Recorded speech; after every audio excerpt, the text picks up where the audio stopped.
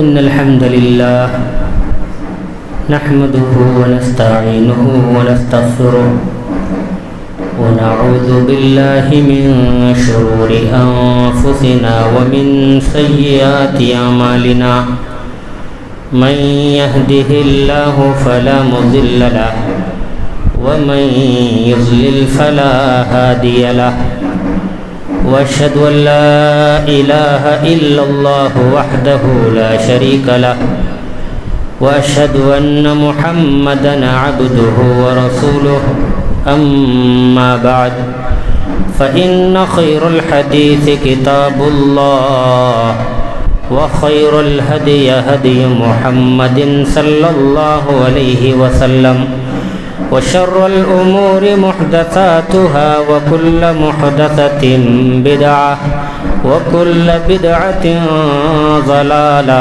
وكل ضلالة في النار. أعوذ بالله من الشيطان الرجيم.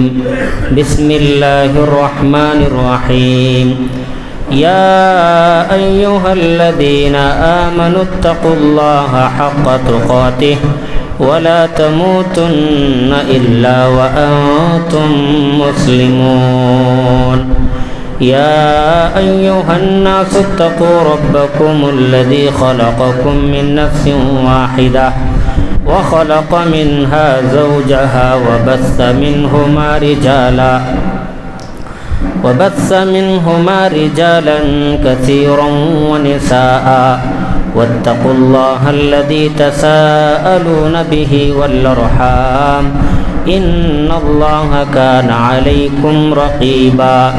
يا أيها الذين آمنوا اتقوا الله وقولوا قولا سديدا يصلح لكم أعمالكم ويغفر لكم ذنوبكم ومن يطع الله ورسوله فقد فاز فوزا عظيما.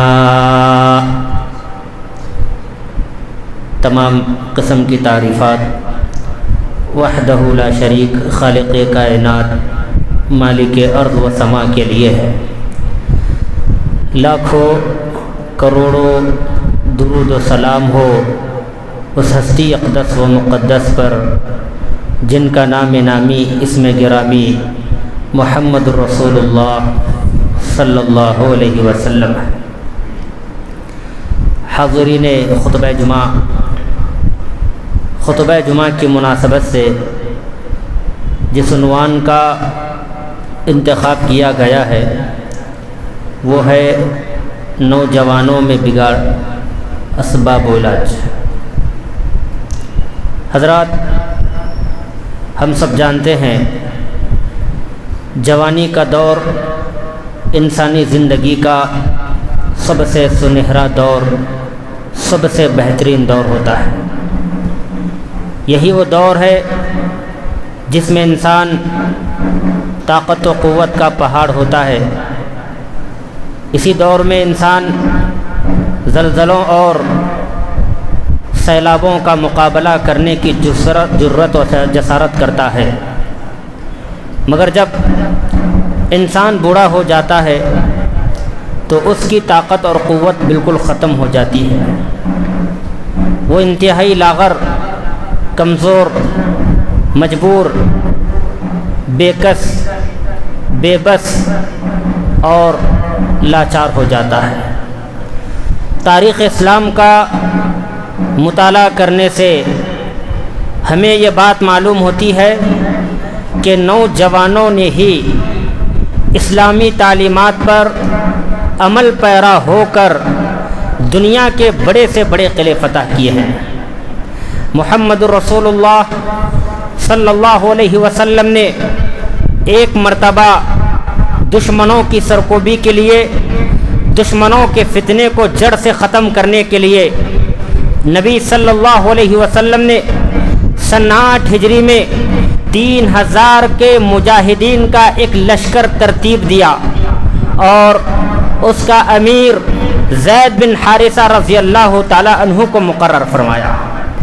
اور نبی صلی اللہ علیہ وسلم نے ساتھ میں یہ وصیت بھی فرمائی کہ اے مسلمانوں، اے میرے صحابہ، اگر اس جنگ میں زید شہید ہو جائیں تو اے جعفر بن ابی طالب اسلام کا جھنڈا تم اٹھا لینا، اور اگر اے صحابہ، اے میرے مسلمان بھائیوں، اگر جعفر بن ابی طالب بھی اس دنیا سے وفات پا جائیں، شہید ہو جائیں، تو عبداللہ بن رواحہ اسلام کے پرچم کو تم اٹھا لینا۔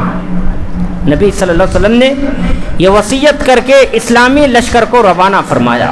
یہ اسلامی لشکر جب مقام موتا تک آ گیا تو رومی 1,00,000 سے زیادہ فوج لے کر مسلمانوں کے ساتھ مقابلہ کرنے کے لیے میدان جنگ میں آ کر نکل گئے، اور خود ہرقل نے بھی 1,00,000 سے زائد فوجی لے کر پڑاؤ ڈالا ہوا تھا۔ الغرض جب جنگ شروع ہوئی، جب خونریز معرکہ شروع ہوا، تو اللہ کے نبی صلی اللہ علیہ وسلم کی پیشن گوئی کے مطابق زید بن حارثہ رضی اللہ تعالیٰ عنہ شہید ہو گئے۔ نبی صلی اللہ علیہ وسلم کی وصیت کے مطابق جعفر بن ابی طالب رضی اللہ تعالیٰ عنہ اسلام کے پرچم کو اٹھا لیتے ہیں، مگر یہ بھی شہید ہو جاتے ہیں۔ تو اسلام کے جھنڈے کو، اسلام کے پرچم کو عبداللہ بن رواحہ رضی اللہ تعالیٰ عنہ اٹھا لیتے ہیں، مگر یہ بھی شہید ہو جاتے ہیں۔ اب صحابہ پریشان ہیں۔ یہ کے بعد دیگرے 3 امیر اس دنیا سے رخصت ہو گئے، شہید ہو گئے۔ مسلمان پریشان، اب کیا کیا جائے؟ اسلامی لشکر بالکل پوری طرح منتشر ہو چکا ہے۔ ایسے نازک موقع پر، ایسے نازک حالات میں ایک نوجوان کھڑا ہو جاتا ہے اور گرتے ہوئے اسلامی لشکر کو اپنے ہاتھوں سے تھام لیتا ہے، جسے دنیا خالد بن ولید رضی اللہ تعالی عنہ کے نام سے جانتی ہے۔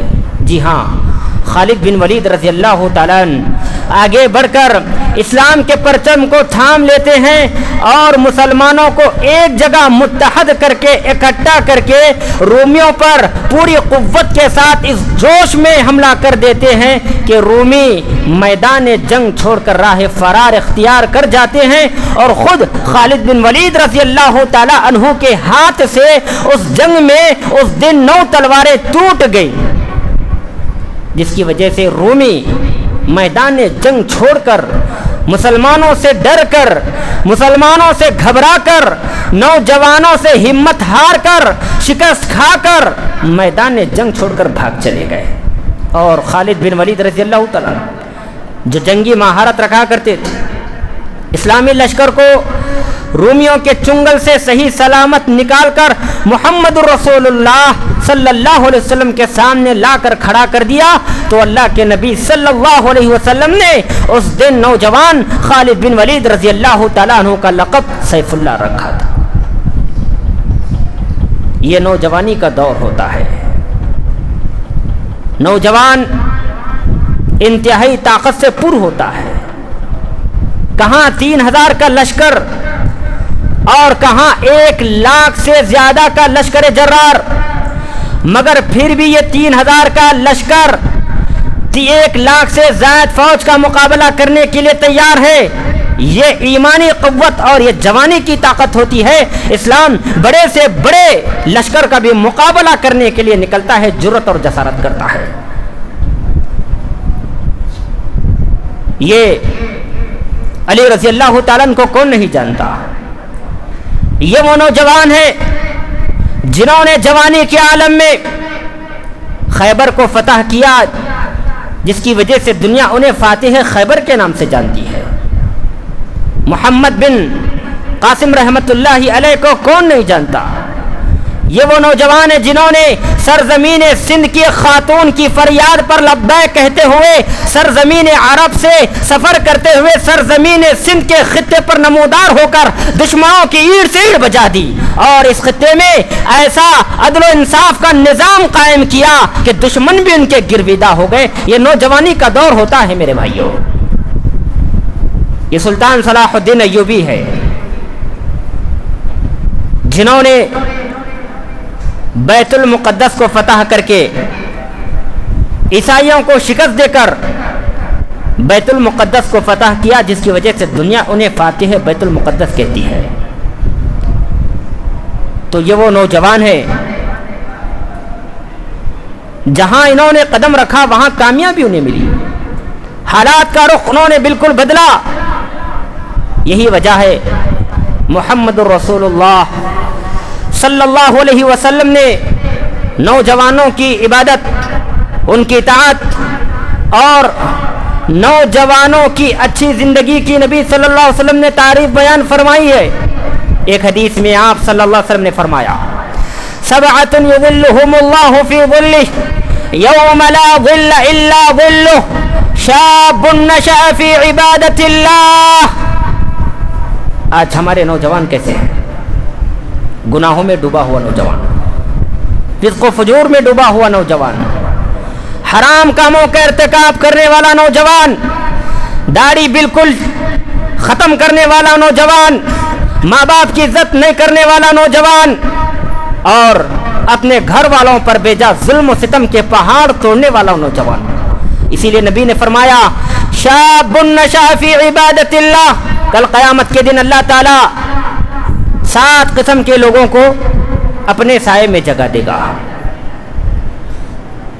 اور وہ سایہ بہت ہی اہم سایہ ہوگا۔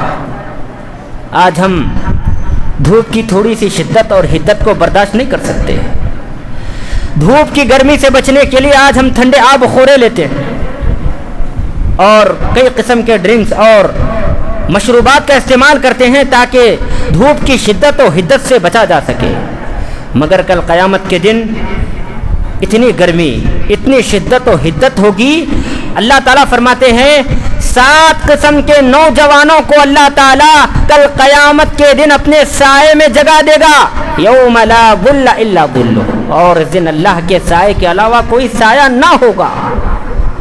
شاب نشأ فی عبادت اللہ، ایک نوجوان وہ ہوگا جس نے اپنی جوانی حرام کاموں میں نہیں گزاری ہوگی، جس نے اپنی جوانی اللہ رب العالمین کی نافرمانی میں نہیں گزاری ہوگی، جس نے اپنی جوانی معصیت میں نہیں گزاری ہوگی۔ شاب نشأ فی عبادت اللہ، اللہ تعالیٰ اس نوجوان کو اپنے سائے میں جگہ دے گا۔ وہ نوجوان وہ ہوگا جس نے اپنی جوانی اللہ تعالیٰ کی عبادت میں گزاری ہوگی۔ اسی لیے مسلمان خصوصاً نوجوانوں کو چاہیے وہ نوجوانی کا احترام کرتے ہوئے، نوجوانی کو غنیمت جان کر اللہ رب العالمین کی عبادت میں اپنی جوانی کے لمحات کو گزارے، وگرنہ کل قیامت کے دن بڑی شدت و حدت ہے، کل قیامت کے دن بڑی سختی اور ہولناکی ہے، اس سختی اور ہولناکی سے ہمیں کوئی نہیں بچا سکتا۔ ایک حدیث میں نبی صلی اللہ علیہ وسلم نے ارشاد فرمایا اغتنم خمسا قبل خمس، لوگوں 5 چیزوں کے آنے سے پہلے 5 چیزوں کو غنیمت جان لو۔ اللہ کے نبی صلی اللہ علیہ وسلم نے فرمایا حیاتک قبل موتک، اپنی زندگی کو موت سے پہلے غنیمت جان لو۔ وصحتک قبل سقمک، صحت کو بیماری سے پہلے غنیمت جان لو۔ وفراغک قبل شغلک، اپنی فراغت کو مصروفیت سے پہلے، مشغولیت سے پہلے غنیمت جان لو۔ وشبابک قبل حرمک، اپنی جوانی کو بڑھاپے سے پہلے غنیمت جان لو۔ وغناک قبل فقرک، اور مالداری کو فقیری سے پہلے غنیمت جان لو۔ وشبابک قبل حرمک، جوانی کو بڑھاپے سے پہلے غنیمت جان لو۔ کیا مطلب؟ یعنی اللہ تعالیٰ نے جسے جوانی عطا کی ہے تو اس جوانی کا استعمال اسے چاہیے کہ وہ اللہ کی عبادت میں گزارے، نمازوں کی پابندی، ذکر و اذکار کی پابندی، قرآن مجید کی تلاوت میں گزارے۔ کل کہیں ایسا نہ ہو جوانی کا دور لد جائے، ختم ہو جائے اور اس نے اللہ رب العالمین کی عبادت جوانی میں نہ کی ہو، بڑھاپے کی دہلیز پہ آ گیا ہو، بوڑھا ہو گیا ہو، اب عبادت کرنا چاہتا ہو، نہ اس کی کمر جھکتی ہے، نہ اس کو سجدہ کرنے آتا ہے، نہ اس کی زبان صحیح طور پر پلٹ سکتی ہے، نہ اسے قرآن مجید صحیح طور پر یاد ہو سکتا ہے، نہ وہ قرآن مجید کا صحیح طور پر تلاوت کر سکتا ہے، ایسے بڑھاپا آنے سے پہلے اللہ کے نبی نے فرمایا تم جوانی کو غنیمت جان لو اور جوانی کے ایام میں، جوانی کے دور میں قرآن مجید کو سیکھو، اللہ رب العالمین کی عبادت کرو، اللہ رب العالمین کو راضی کرنے کی کوشش کرو۔ اگر ایسا نہ ہو تو پھر جب بڑھاپے میں افسوس کرنے کا کیا فائدہ؟ کتنے ایسے بوڑھے ہمارے سامنے ہیں جو عبادت کرنا چاہتے ہیں مگر عبادت نہیں کر سکتے، مسجد کو آنا چاہتے ہیں مگر انہیں 2 قدم چلنا ان کے لیے دشوار ہے، پریشانی ہے۔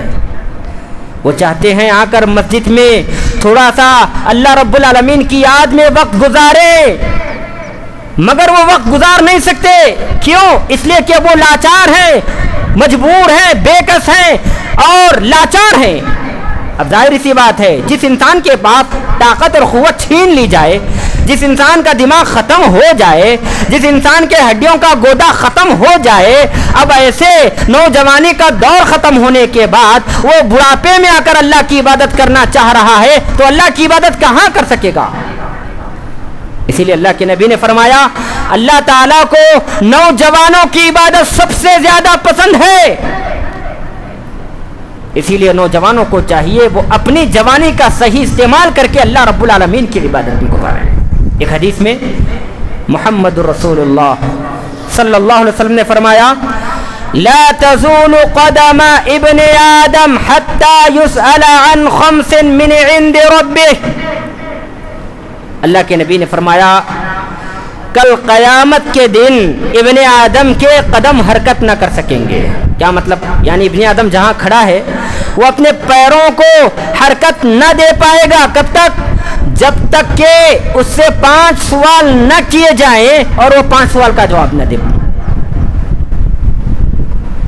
اللہ کے نبی نے فرمایا ان عمرہ فیما افنا، عمر کے بارے میں سوال ہوگا، ایج کے بارے میں۔ ہم نے تمہیں عمر عطا فرمائی تھی، تم نے کہاں گزارا؟ وعن شبابہ فیما ابلا، جوانی کے بارے میں سوال ہوگا۔ یہاں پر جوانی کا خصوصیت کے ساتھ ذکر کیا گیا ہے، جوانی کا ذکر کیا جائے گا، سوال کیا جائے گا ہم نے تمہیں جوانی دی، تم نے وہ جوانی کہاں کھپائی؟ کیا اللہ کی عبادت میں کھپائی یا حرام کاموں میں کھپائی، شراب پینے میں کھپائی، جھوٹ بولنے میں کھپائی؟ اور تیسرا جو سوال ہوگا وعن مالہ من این اکتسبہ، مال کے تعلق سے سوال ہوگا، مال کو تم نے کہاں سے کمایا اور مال کہاں پر خرچ کیا؟ مگر افسوس کا مقام ہے محترم حضرات، نوجوانیوں کی اتنی اہمیت و فضیلت کے باوجود آج کا نوجوان اللہ رب العالمین کی عبادت کرنے کی بجائے، قرآن مجید میں غور و فکر کرنے کی بجائے، اللہ تعالیٰ کے احکامات پر عمل پیرا ہونے کی بجائے، والدین کا احترام کرنے کی بجائے، سر سے پاؤں تک آج کا نوجوان گناہوں میں ڈوبا ہے۔ شراب نوشی، سگریٹ نوشی، جھوٹ بولنا، سود کھانا، زنا کرنا، لڑائی جھگڑا کرنا، بغاوت کرنا، والدین کا احترام نہ کرنا، والدین کو مارنا پیٹنا، لبرل ذہن کے نام پر، آزادی کے نام پر بچیوں سے لڑکیوں کے ساتھ عشق و معاشقہ کرنا، ان سے پیار و محبت کی باتیں کرنا، ان سے گفتگو کرنا، رقص و سرور کے محفلیں منعقد کرنا، گانا بجانا، آوارہ پن کا مظاہرہ کرنا، یہ آج کے نوجوانوں کی عادت بن چکی ہے۔ آج ہمارا نوجوان ایسا کون سا گناہ ہے، کون سی برائی ہے جس سے بچا ہوا ہے؟ آج کا نوجوان ہر اعتبار سے برائی میں ڈوبا ہوا ہے۔ نہ صرف نوجوان مسلم بلکہ نوجوان لڑکیاں، نوجوان لڑکے اور لڑکیاں، یہ دونوں قسم کے لوگ گناہوں میں سر سے پاؤں تک ڈوبے ہوئے ہر اعتبار سے۔ آج لڑکیوں کے تعلق سے خبریں آ رہی ہے، ان کے اندر بے غیرتی اس قدر پیدا ہو گئی ہے، اتنا بگاڑ آ چکا ہے، اخلاقی اعتبار سے اتنے پست ہو گئے ہیں مسلم لڑکیاں. آج مسلم لڑکیاں مسلم لڑکوں سے بیاہ کرنے کی بجائے، نکاح کرنے کی بجائے، عشق و معاشقے کے نام پر، محبت کے نام پر اپنے والدین سے بغاوت کر کے غیر مسلم لڑکوں سے بیاہ کر رہی ہے. کیا آج مسلمانوں کو یہ دن بھی دیکھنے پڑ رہے ہیں؟ کیا سبب ہو سکتا ہے؟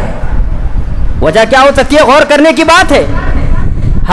یہ مسلم سماج کا مسئلہ ہے، یہ مسلمانوں کا مسئلہ ہے.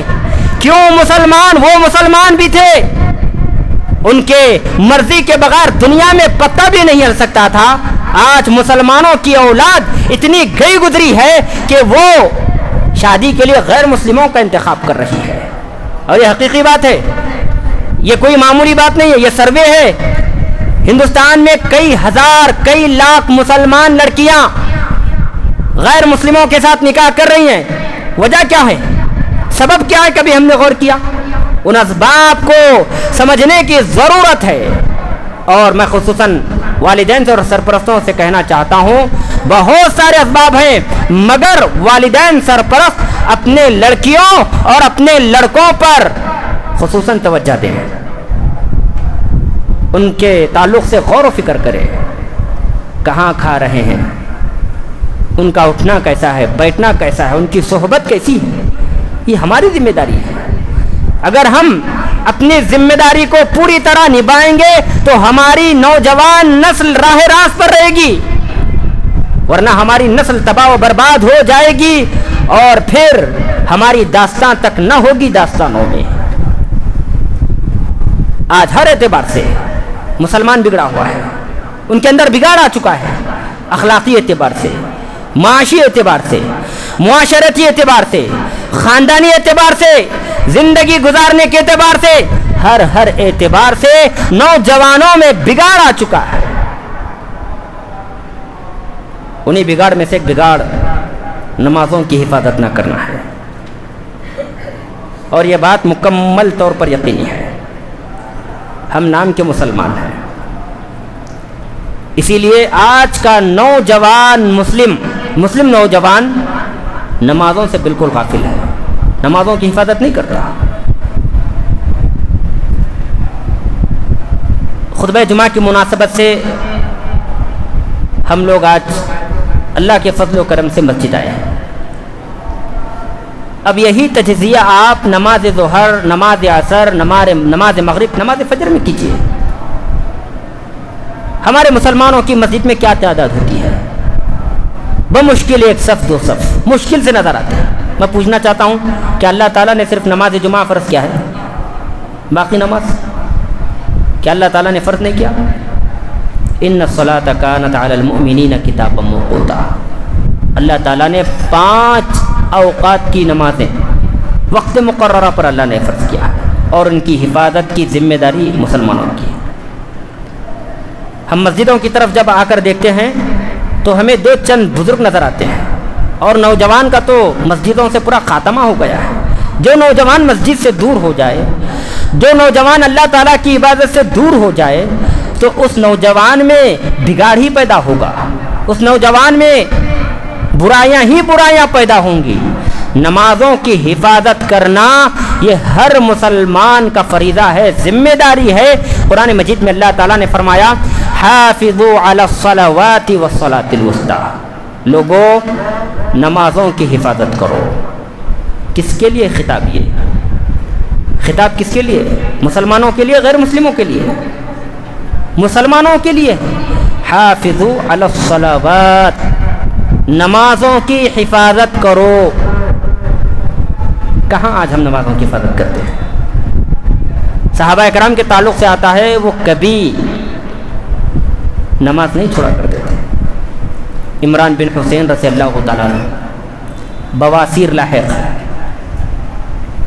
بواسیر کون سی بیماری ہے؟ انسان صحیح طور پر زمین پر بیٹھ بھی نہیں سکتا. ایسی بیماری صحابی رسول عمران بن حسین کو لاحق ہے۔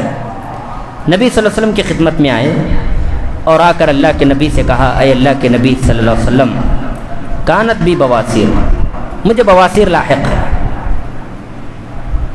میرے نماز کا مسئلہ کیا ہے، میں نماز کیسے ادا کروں؟ تو اللہ کے نبی نے یہ نہیں کہا جاؤ تمہیں بواسیر لاحق ہے، بیماری لاحق ہے، تم نماز ادا نہیں کرتے، جاؤ تمہارے لیے نماز معاف ہے۔ اللہ کے نبی نے یہ نہیں کہا، آپ نے فرمایا فصلی قائما، سب سے پہلے اگر طاقت ہے تو تم نماز کھڑے ہو کر پڑھو، وَإِن لَّمْ يَسْتَطِعْ، اگر کھڑے ہو کر طاقت نہیں ہے نماز پڑھنے کی تو نماز بیٹھ کے پڑھ لو۔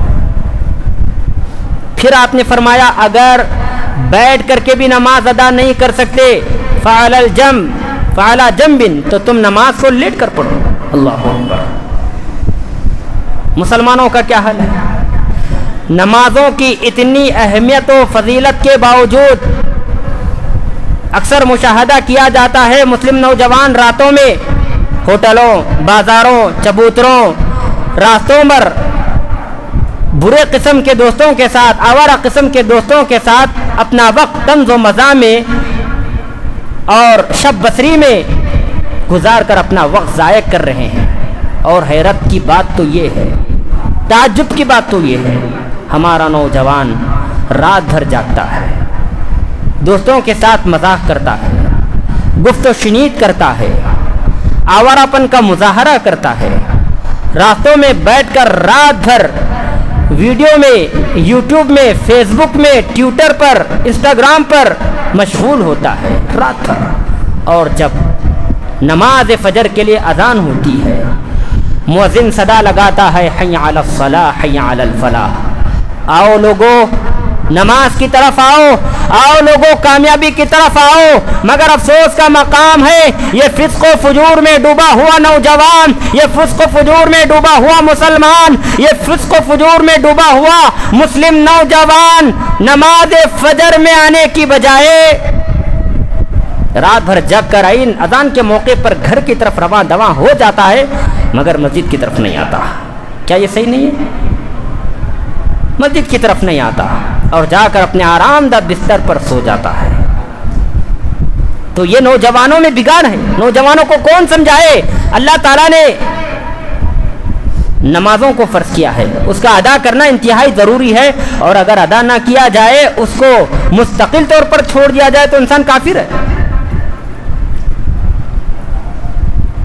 قرآن مجید میں اللہ تعالیٰ نے فرمایا فویل للمصلین الذین هم عن صلاتهم ساہون، ویل ہے ان نمازیوں کے لیے جو اپنی نمازوں میں غفلت برتتے ہیں۔ غور کیجئے نوجوانوں، خصوصاً نوجوان، اس لیے کہ نوجوان نیند کا عادی ہوتا ہے، نیند کا کچا ہوتا ہے، اور وہ اللہ کی یاد سے بالکل غافل ہوتا ہے، اور وہ نماز وغیرہ عبادت وغیرہ کرنے کا عادی نہیں ہوتا، چی چراتا ہے۔ فویل للمصلین، ویل کسے کہتے ہیں؟ یہ جہنم کا ایک نچلا گڑھا ہے جہاں پر سب سے شدید آگ ہوتی ہے۔ تو ویل ہے نمازیوں کے لیے جو اپنی نمازوں میں غفلت برتتے ہیں، یعنی ان نمازیوں کے لیے ویل ہے جو اپنی نمازوں میں غفلت برتتے ہیں، آتے ہیں مسجد کو مگر سستی سے، غفلت سے آتے ہیں۔ اب اندازہ لگائیے، جو انسان نمازی ادا نہیں کرتا، جو مسلمان، جو نوجوان نمازی ادا نہیں کرتا، اس کے لیے کتنا بھیانک عذاب ہوگا۔ کل قیامت کے دن جہنم میں جانے کا ایک سب سے بڑا سبب نمازوں کی حفاظت نہ کرنا ہے۔ قرآن مجید میں اللہ نے فرمایا ما سلککم فی سقر، کل جنتی قیامت کے دن جہنمیوں سے پوچھیں گے تم جہنم میں کس وجہ سے چلے گئے؟ ما سلککم فی سقر، سب سے پہلا جواب کیا آئے گا؟ قالوا لم نک من المصلین، جواب یہ نہیں آئے گا کہ ہم شراب پیا کرتے تھے، جواب یہ نہیں آئے گا کہ ہم حرام کام کا ارتکاب کیا کرتے تھے، جواب یہ نہیں آئے گا کہ ہم جھوٹ بولا کرتے تھے۔ سب سے پہلا جواب لم نک من المصلین، ہم نماز نہیں پڑھتے تھے۔ ولم نک نطعم المسکین، مسکینوں کو کھانا نہیں کھلایا کرتے تھے۔ وَكُنَّا نَخُوضُ مَعَ الْخَائِضِينَ، اور ہم گپ شپ کرنے والوں کے ساتھ گپ شپ کیا کرتے تھے۔ نوجوانوں کا یہی حال ہے، شب بسری کرتے ہیں، رات میں جاگنا، گپ شپ کرنا، آوارہ قسم کی بیہودہ باتیں کرنا، اور نماز کے ان موقع پر گھر جانا، دبک کر سو جانا اور مسجد سے چھٹی۔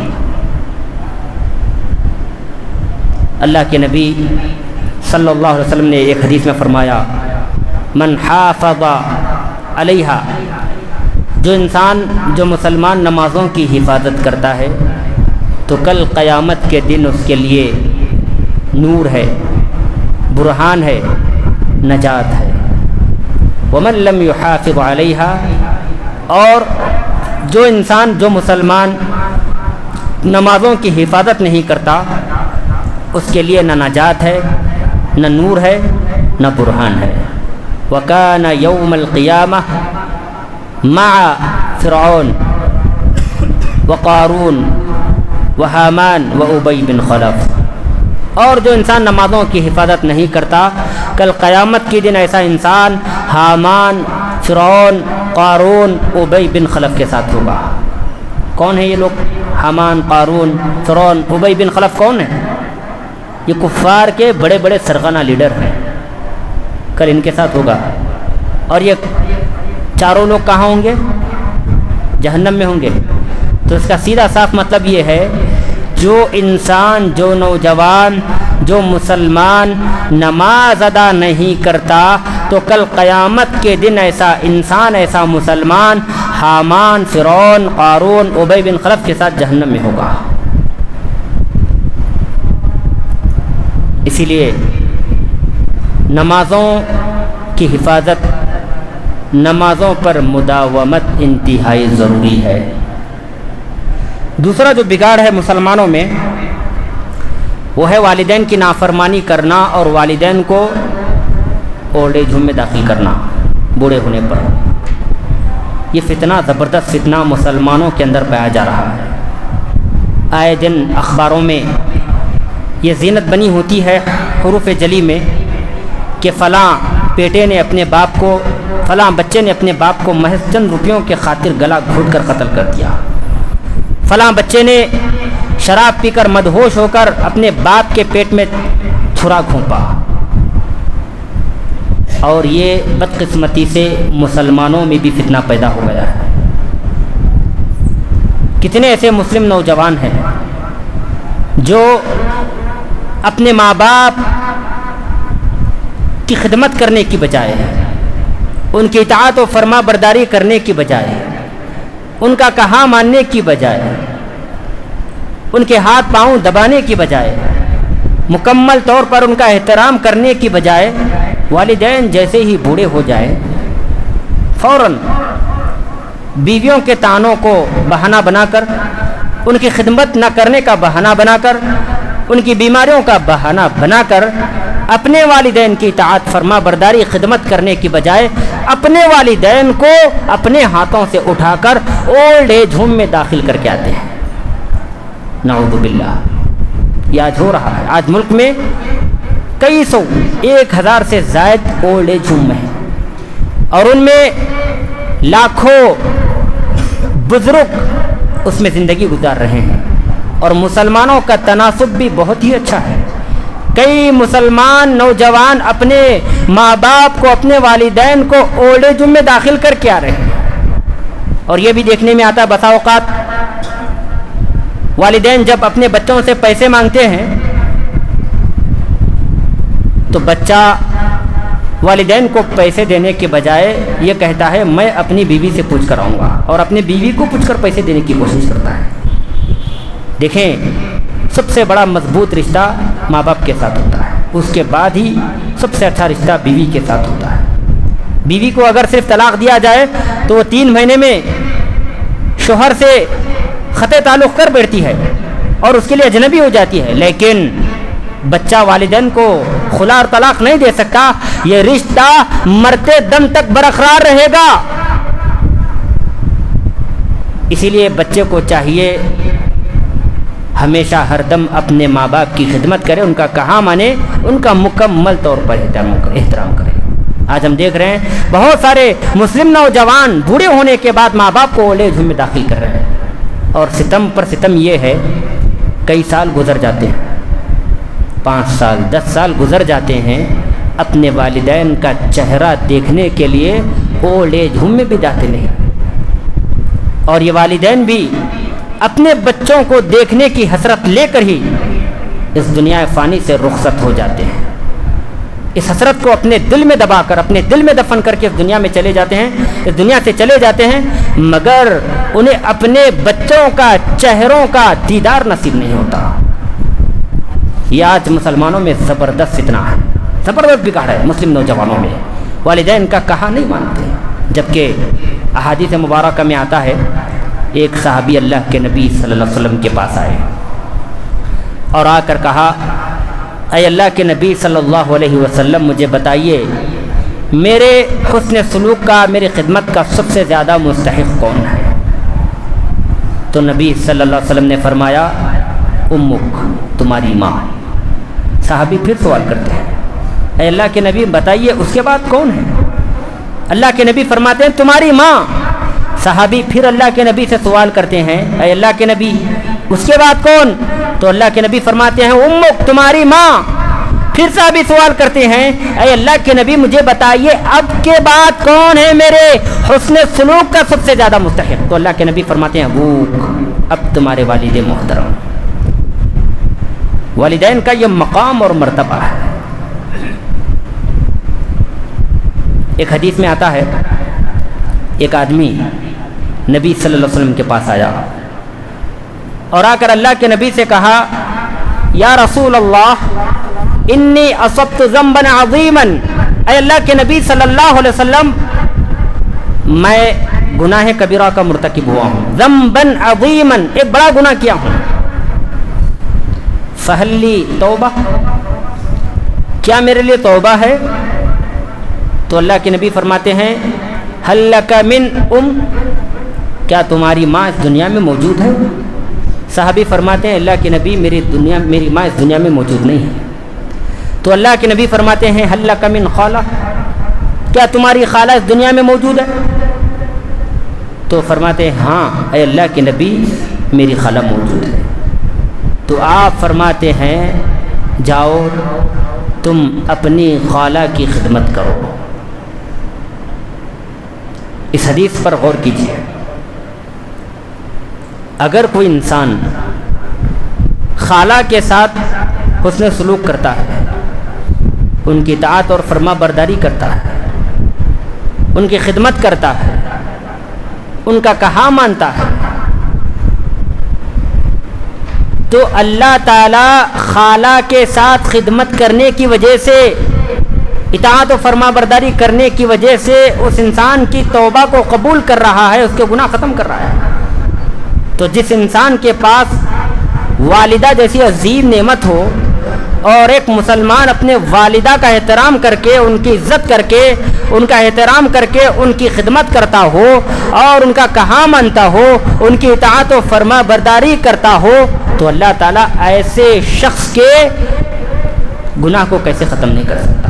تو اس حدیث سے پتہ چلا اگر ایک انسان کے والدہ نہ ہو، خالہ ہو، تو خالہ کی خدمت کرنے سے اللہ تعالیٰ اس کے گناہ کو ختم کر سکتا ہے۔ تو ماں کی جو انسان خدمت کرتا ہے تو اللہ بدرجہ اولا اس کے گناہ کو ختم کرتا ہے، اس کی توبہ قبول کرتا ہے۔ تو محترم حضرات، بہت سارے نوجوانوں میں بگاڑ ہیں، ضرورت اس بات کی ہے نوجوانوں کو وہ اللہ کی طرف پلٹ کر آئے، اسلام کی طرف پلٹ کر آئے، رسول اللہ صلی اللہ علیہ وسلم کی تعلیمات پر پلٹ کر آئے۔ اسی میں نوجوانوں کی، خصوصاً امت مسلمہ کی بہتری ہے، بھلائی ہے، اور اسی میں کامیابی ہے۔ اللہ سے دعا ہے اللہ تعالی ہم تمام کو محمد رسول اللہ صلی اللہ علیہ وسلم کی صحیح معنوں میں اتباع اور اطاعت کرنے کی توفیق عطا فرما۔